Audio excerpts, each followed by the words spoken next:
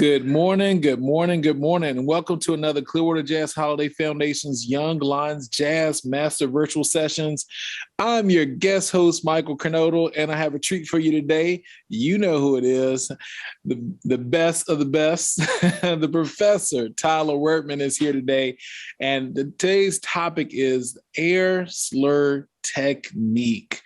So we just want to remind everyone that's joining us live, please go into the chat feature, give us some feedback. And if you have any questions, type it in there. We'll leave some time at the end for you to be able to, for the educators to answer any questions. You know, this wouldn't be possible without our sponsors. So I want to remind everyone, please be sure to check out the studio archives of our past video sessions at clearwaterjazz.com's education outreach section. And that's brought to you by Blue Water Wealth Management at Stewart Partners and Duke Energy, as well as our Young Lions podcast available wherever you stream. And that's brought to you by our friends at Marine Max Clearwater. Just search Young Lions Jazz Master Virtual Sessions wherever you stream. I mean, where do we begin? I mean, Tyler's given us so many awesome sessions. Just to name a few, you know, basic trombone fundamentals. We're talking long tones, lip slurs, major scales, arpeggios, practice methods, helpful resources. He's also done many of our What I Love About series. I mean, he's done so much with Clearwater Jazz outreach programs, including, if you've been in the schools, you've heard him in the My Journey with Jazz programs, which is awesome with Frank Williams. You got to see one of those. He's a composer. He's a performer, a producer, awesome jazz trombonist, but also plays the classical styles as well. He's played major stages all over the country. And now, currently, he's an instructor of music at the University of Tampa, where he's presently teaching Introduction to Jazz as well as world music culture. So he's received his Bachelor's of Arts in Music from FSU and a Master's of Music and Jazz Studies from USF. So without any further delay, the man of the hour, Professor Tyler, the stage is all yours. Mr. Kernodle, thank you so much. Clearwater Jazz, thank you. Our sponsors, thank you. Just like you said, we could not be here providing these sessions without all of these people. And these are great sessions, as you just said. We had some great ones so far, and we're sort of going to piggyback rather on the long tones and lip slur video that you mentioned. Now, in that video, we went over a few different techniques on developing your own warm-up regimen with the long tones and lip slurs. Okay, and we're going to continue that work and sort of dive more in depth into what are lip slurs, or as myself and Professor Tom Brantley at USF calls them, air slurs, right? Because the air is doing most of the work in these quote unquote lip slur exercises. And I believe it's just a common misconception with younger players when performing the, lip slurs and developing their flexibility on brass instruments.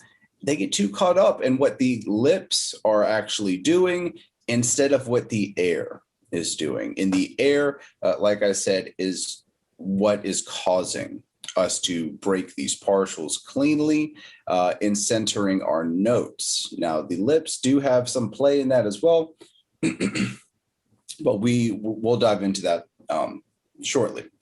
So again, lip slurs, air slurs, okay? It's all about how we're sort of thinking about this topic. Now, I'm sure you guys are very familiar with certain lip slur patterns, for instance.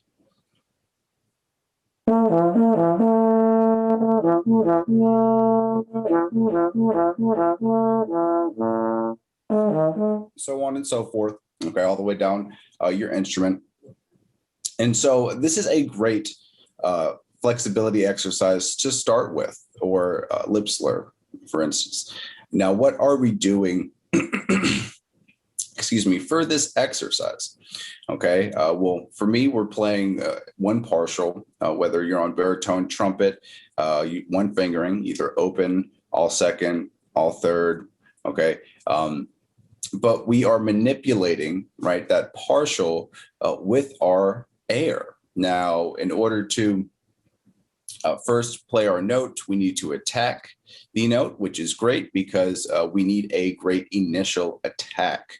Always, always, always, always try to begin with an initial attack, okay? Because this is going to center your notes going forward, right? I believe that's very important. When you're practicing, again, have the tuner out. I've mentioned the clip-on tuners. For your intonation, if you're still not finding those intervals, okay, as well as having the metronome, just for a consistent rhythmic tempo being played. Okay, so let's talk about our note. I said we need to have an initial attack, and I believe that's very important. When we do attack, I've referenced this, okay, to a block of sound, right? In our note that we're playing, let's say any note, okay, just a common concert B flat, right? So those things, what I just did with that block of sound, okay, the beginning of the block is the tongue and the air lining up at the exact same point, okay? Ta, ta. It's not ot or ta, right? It's the air and the tongue strike at the exact same moment. Well, in fact, the air sort of pushes the tongue in a very quick motion, developing that initial attack. Now, that's just the beginning of the block, right? We still have the body and the end. Now, think about what happens from this point on. We had the tongue initialize the note from the air, right? And then what happened? The air carried our pitch in an unwavering manner, because if it was wavering, we would hear.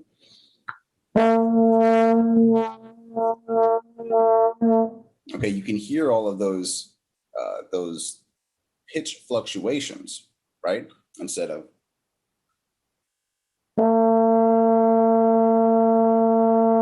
You want it very steady and consistent with your air, okay? And again, what did the tongue do?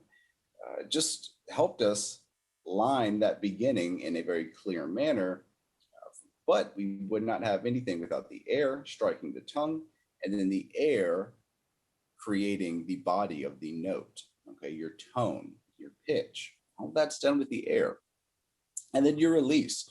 Okay, I understand when we're doing lip slurs, et cetera, a lot of this material is slurred, in which we are going to, we'll talk about how we're going to use our air to sort of hit those pitches above or below our partials. Okay, but know that there is, if you have just a single note, right, being played, there's an end to that as well. Now, that end, most of the time, right, 99.9% of the time, is done with the air, or should be done with the air. Only in certain circumstances should the tongue actually stop our note. Okay, what the tongue is utilized for is to begin the note, to initialize the note, right, with the air. But then the air is the body. The air is the end. The tongue does very little to do anything to produce our sound, right? The only thing it does is sort of give us a point of reference in time to begin this process, right? And again, that's very important to think about, okay? And for instance, when we're playing, okay, here's another great lip slur, air slur exercise you can use, okay, utilizing the partials just below that concert B flat and concert F partial, using the concert F and concert B flat partial.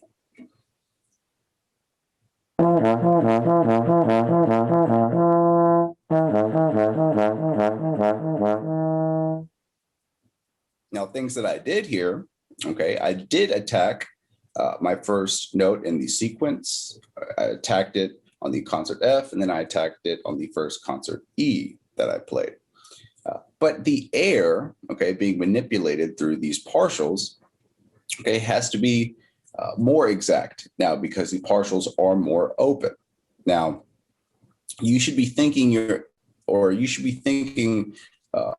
your air use, okay, when you're playing. You shouldn't just be mindlessly blowing, okay? We need to think about what it takes to produce the best sound and best tone possible through each partial, okay? To get a great sounding pedal B flat, right, or low B flat or C for your instrument, okay, that's going to require a different airstream than the concert B flat or C for you 3 octaves higher. Okay, it's just it requires a different placement of air, and that's what we're going to talk about here.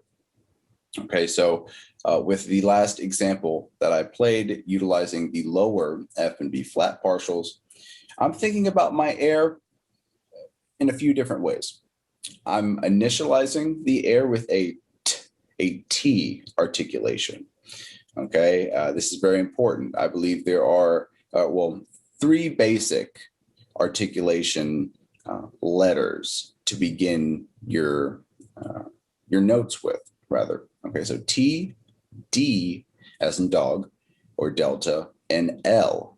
Okay, now what the D is, it's a soft tongue. The T as in Tom is a hard articulation. And the L is for legato playing. Okay, now with these 3 T, D, and L beginnings, we have these different air placement words as well. Okay, so we have E, A, and O. So T, D, L, E, A, O. And I wish I had a little virtual screen here. That'd be cool. But you can draw pathways, okay, to each of these different uses. Okay, so you can say T, ta, to, D, da, do, or li, la, lo, right? All of these are great articulations that you should be using. And again, you should be using one of these articulations depending on if you're playing something very harsh, right? Very soft, very legato. If you're playing a ballad, maybe you should utilize more of the soft and legato tonguing. Okay, but if you're trying to be very clean, right, maybe utilize the hard articulation or the T, or ta, or to, for instance. And so that's what I'm beginning my notes with. It's ta or T. Okay, and then from here, since we're slurring down, we can use the other airspeed. Okay, so for instance, if we're on ta, right, the airspeed below ta is O. And so it's ta, o, ah, is what I'm literally envisioning my air doing. And what I'm saying as well, sort of while I'm playing, as I'm buzzing, okay. So first I'll play my F, get my pitch reference.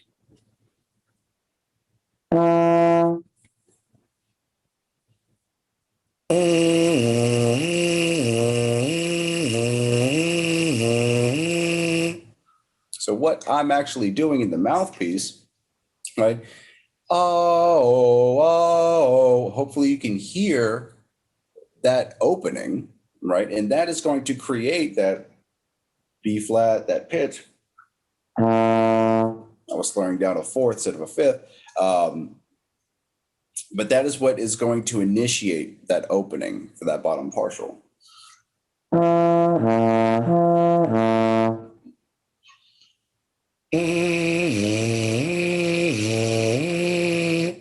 Okay.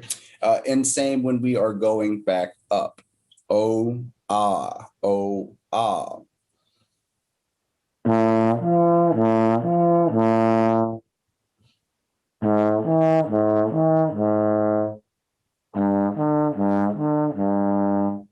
And if we're starting on the partial above it, okay, maybe think about to E, if that is what makes the best sound on the instrument for you. Okay. And again, it might be O to ah at this range for you, but here's another instance of ah to E.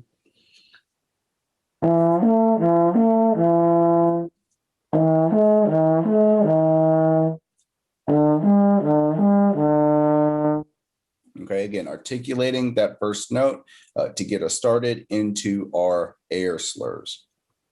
And again, why do we call them air slurs? Well, the tongue is doing very little, or the lips rather. What is doing the majority of the work when we are slurring? It is the air.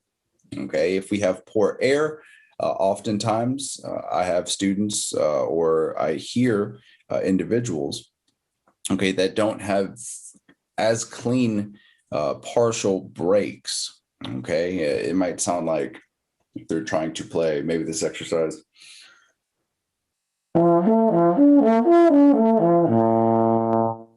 Okay, you might hear.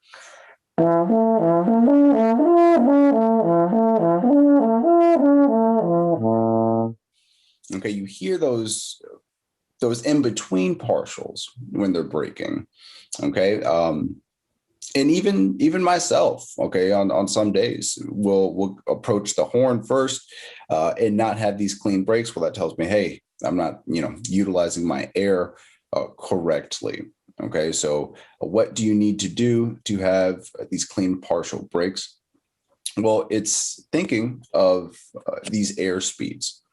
Okay, and always changing your air speeds. If you're approaching a different partial, for instance, oh, ah, oh, ah, oh, e, ah, oh, ah, oh, ah, oh, e, ah, oh, oh, ah, oh, ah, oh, e, ah, oh, oh, oh.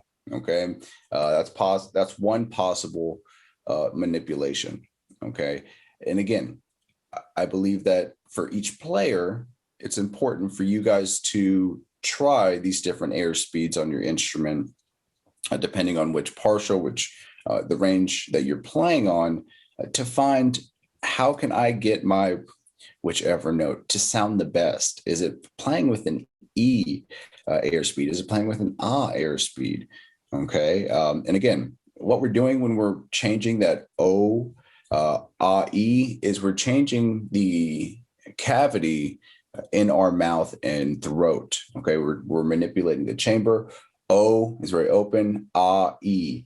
If you say that, the top of your tongue actually rises. So O, very open, ah, E, ah, O, ah, E. And the air is blowing consistently through that, right? And the embouchure is doing what it naturally does. Okay, but again, I believe the focus with lip slurs should be focused, well, on air. The majority of the work is done by the air and not by the lips. And I think if students can approach lip slurs in this fashion, it'll start to click, right? And then they can actually create their own exercises from here, depending on where they are at on their instrument, right? Maybe your highest note is that top B flat. Well, that's great. Okay, that is absolutely great. You can work up to that next partial, right, by doing a very similar exercise in C. Okay, if and stretching up as well as going down. Like I said, when we work down with our air slurs or lip slurs, the partials are more open. Okay, so it's a bit more difficult to get those breaks and notes to speak as clean as some of the upper partials, because those are closer together. But each have their own can of worms. Okay, but as long as you're thinking about your air, okay, and your air speed, it will help you along the way. Hey, Mike, have you ever thought about your air when doing lip slurs before? Absolutely. I don't know how anybody could really do lip slurs properly without that fast, consistent air that you're talking about. And when I hear you do those techniques, I hear the fullness of your tone. It's open. It doesn't sound forced.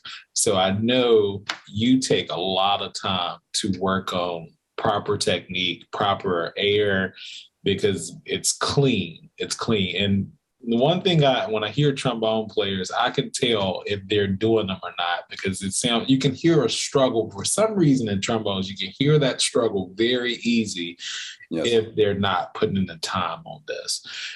We did have a question. Are there any popular methods or method books or anything like that out there that maybe they could look into to see different exercises? But I do like the fact you mentioned making your own exercises, but are there any popular ones out there they can look up? Oh man, absolutely. Absolutely. Well, I recommend every trombone player to have a copy of the Arbenz method. It's on my shelf, on my bookshelf here. And it should be on my trombone stand right now. But in the Arbenz method, okay, you will find scale studies, okay, as well as different lip slur exercises to practice on your instrument. As well as I said, just going in between two partials, right? And as well as creating your own. I believe those are some of the most beneficial ways of practicing, right? Reading, understanding, as well as creating. Awesome answer. Arben is definitely the way to go. And whether you're a trumpet player, trombone, I mean, really get into that book, baritone, you name it, any brass. Yeah, absolutely. So definitely do that. Professor, you have given us some great information.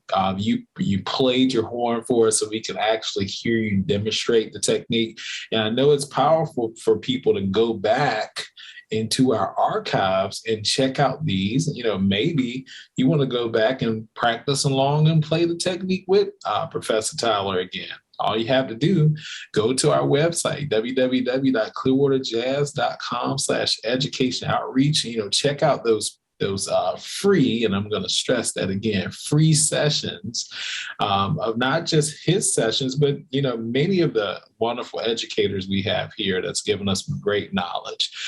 So pull out that pen and pad, pull out your horn, and enjoy that great education content. Now, we love to hear back from all our listeners and everyone who view the podcast and the sessions that's live. So we would love to hear back, get some feedback, whether you have a future topic you want to suggest for us, or you just want to let us know how we're doing.